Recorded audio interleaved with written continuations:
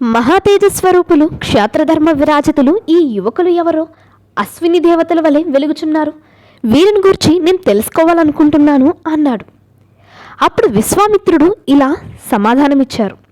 మహారాజా, వీరు అయోధ్యాపతి దశరథ రాజకుమారులు. నా యాగ సంరక్షణార్థము వీరిని తీసుకుని వచ్చాను. మా యాగాన్ని భగ్నం చేయడానికి వచ్చే రాక్షసులను వీరు చంపారు. అంతేకాదు, అహల్యాని శాప విమోచన గావించి ఆమెను గౌతమ మహర్షికి అర్పించారు.